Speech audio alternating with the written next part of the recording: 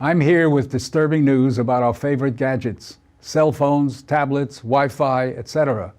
Putting it bluntly, they are damaging the living cells in our bodies and killing many of us prematurely. I'm Dr. Martin Blank from the Department of Physiology and Cellular Biophysics at Columbia University. It is distressing for me and more than 160 colleagues who today are petitioning the United Nations requesting that they address this problem. We are scientists and engineers, and I am here to tell you we have created something that is harming us, and it is getting out of control. Before Edison's light bulb, there was very little electromagnetic radiation in our environment. The levels today are very many times higher than natural background levels and are growing rapidly because of all the new devices that emit this radiation. An example that a lot of us have in our pockets right now is the cell phone. One study shows that as cell phone usage has spread widely, the incidence of fatal brain cancer in younger people has more than tripled. We are putting cellular antennas on residential buildings and on top of hospitals where people are trying to get well. Wireless utility meters and cell towers are blanketing our neighborhoods with radiation.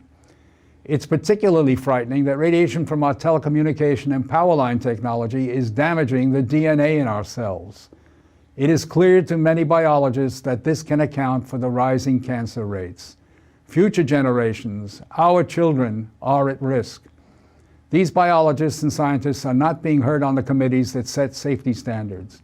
The biological facts are being ignored, and as a result, the safety limits are much too high. They are not protective. More protection will probably result from full disclosure of possible conflicts of interest between regulators and industry. Rising exposure to electromagnetic radiation is a global problem. The World Health Organization and international standard-setting bodies are not acting to protect the public's health and well-being. International exposure guidelines for electromagnetic fields must be strengthened to reflect the reality of their impact on our bodies and, in particular, on our DNA. Although we are still in the midst of a great technological transformation, the time to deal with the harmful biological and health effects is long overdue. We are really all part of a large biological experiment without our informed consent. To protect our children, ourselves, and our ecosystem, we must reduce exposure by establishing more protective guidelines.